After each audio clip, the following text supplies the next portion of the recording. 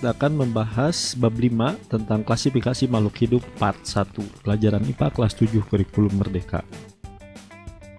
Untuk memulai pembelajaran kali ini, kita harus tahu dulu karakteristik umum dari makhluk hidup, yaitu atau adalah yang pertama, makhluk hidup itu memiliki kemampuan untuk bergerak, ya, baik itu hewan, tumbuhan, ya, di mana mereka itu dapat bergerak. Kedua, tumbuh dan berkembang. Yang ketiga, memiliki kemampuan untuk bereproduksi. Yang keempat, menanggapi rangsangan dari lingkungannya. Kelima, mengambil dan menggunakan energi. 6, memiliki kemampuan bernapas, ya, seperti ilustrasi pada gambar berikut, ya.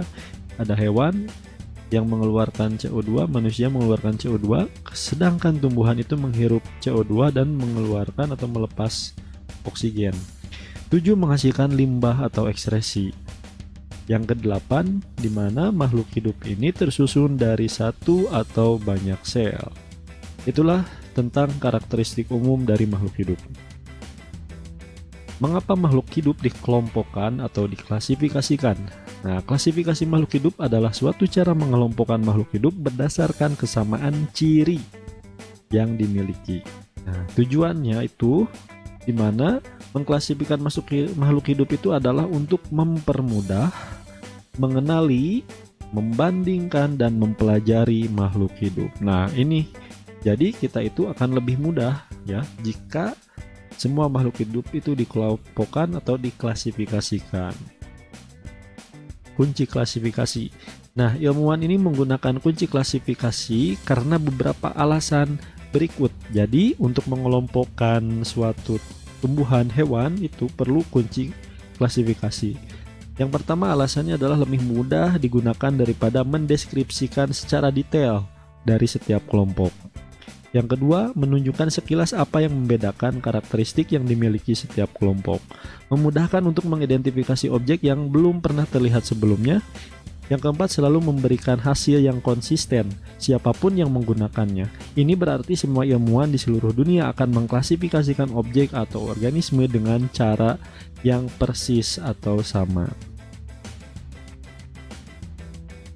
Kunci klasifikasi diantaranya adalah kunci percabangan, kunci dikotomi, kunci format tabel, dan kunci melingkar.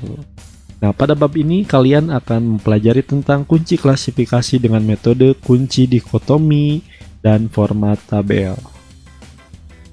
Kunci dikotomi adalah kunci determinasi yang terdiri atas dua keterangan yang berlawanan dari ciri-ciri yang dimiliki oleh suatu jenis atau kelompok makhluk hidup. Kunci dikotomi memiliki dua pilihan di setiap cabang. Kunci ini dimulai dari atas dengan kelompok yang lebih besar dan perlahan-lahan dibagi menjadi kelompok lebih kecil dan lebih kecil lagi sampai tidak ada lagi pilihan yang memungkinkan. Oke, kita lanjutkan saja ke contoh. Nah, di sini adalah contoh. Ini adalah vertebrata, ya. Ini adalah pertanyaan, ya. Apakah berambut, ya? Jika berambut, jika ya, ini merupakan hewan jenis mamalia. Kemudian jika tidak, kita lanjut ke pertanyaan yang kedua. Apakah berbulu? Jika ya, karena hewan yang hanya memiliki bulu itu adalah aves atau burung. Nah, jika tidak, kita lanjutkan ke pertanyaan ketiga. Apakah kulitnya kering? Nah, jika ya itu jawabannya adalah reptil.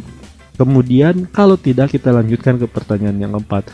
Apakah bersisik? Ya. Jika ya, jawabannya adalah Pisces atau kelompok ikan. Jika tidak, itu termasuk ke dalam kelompok amfibian. Inilah contoh dari kunci, ya, untuk menentukan beberapa kelompok hewan, ya, dari vertebrata atau hewan yang bertulang belakang. Kunci dikotomi format tabel. Nah, kunci determinasi format tabel yang merupakan kunci klasifikasi makhluk hidup yang dibuat berdasarkan deskripsi dalam bentuk tabel. Kunci determinasi ini dapat dikotomi, memuat dua pilihan ataupun terdiri atas banyak pilihan. Kunci determinasi format tabel disebut juga kunci lanjut ke. Nah, berikut ini adalah contoh kunci determinasi format tabel. Kita lihat.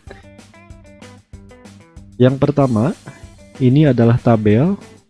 Ada 1A kemudian 1B ya. Yang pertama 1A tidak memiliki tulang belakang. Nah, jika tidak memiliki, maka ini termasuk kelompok invertebrata atau hewan yang tidak memiliki tulang belakang. Kemudian jika jawaban atau yang diidentifikasi oleh kita adalah 1B ya, memiliki tulang belakang, maka kita lanjut ke nomor 2 ya.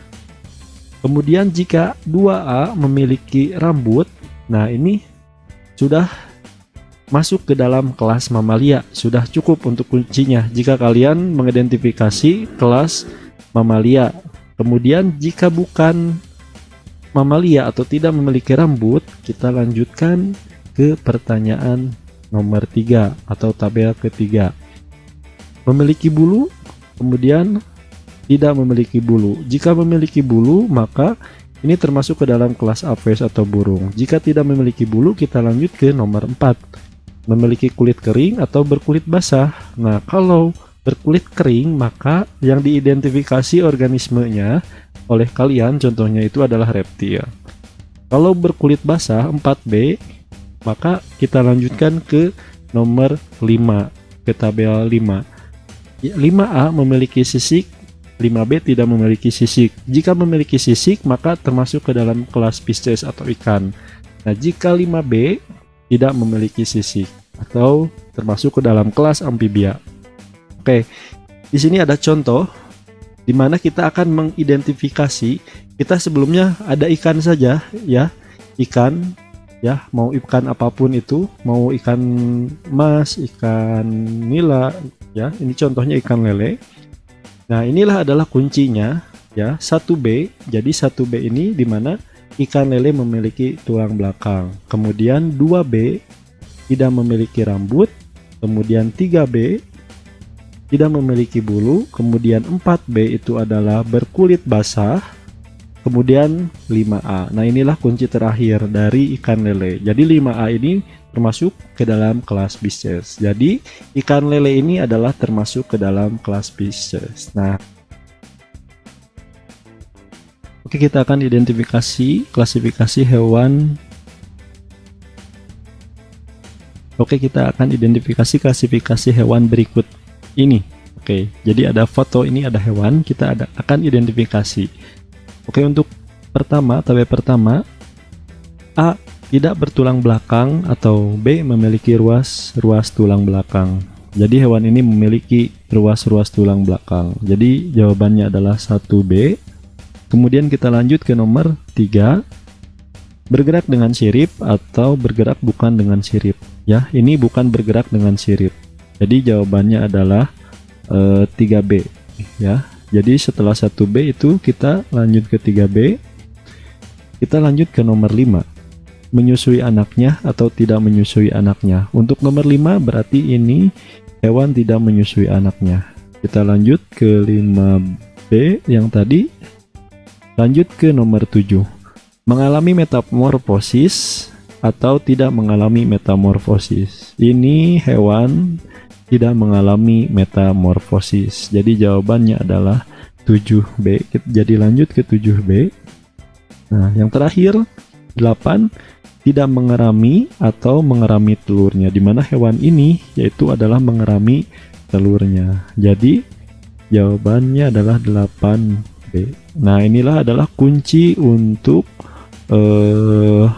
hewan yang kita identifikasi ya. Jadi bila ya, nah jadi yang terakhir itu bila ya, jawabannya itu adalah burung. Jadi yang diidentifikasi oleh kita ini adalah seekor burung, baik itu burung merpati ataupun ayam.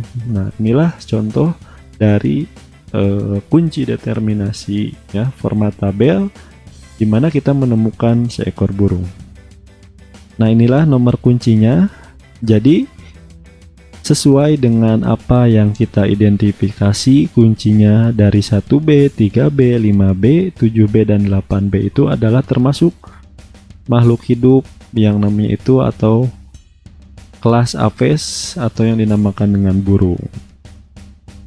Nah, contoh kunci dari tumbuhan ya, seperti ini format tabel ya, kunci dikotomi format tabel. Yang A, tumbuhan berbatang tidak sejati atau tidak memiliki alat tubuh yang menyerupai batang, itu termasuk lumut. Kita kalau yang B ini ya, tumbuhan berbatang sejati atau memiliki alat tubuh yang menyerupai batang, maka kita lanjutkan nomor 2 dan seterusnya. Nah, inilah yang dinamakan dengan kunci determinasi tumbuhan ini. Jadi kunci ini akan memudahkan siapapun yang mengidentifikasi makhluk hidup, baik itu hewan, tumbuhan ya. Oke, sekian materi yang dapat disampaikan. Semoga kalian mengerti tentang materi ini. Sampai jumpa di video selanjutnya.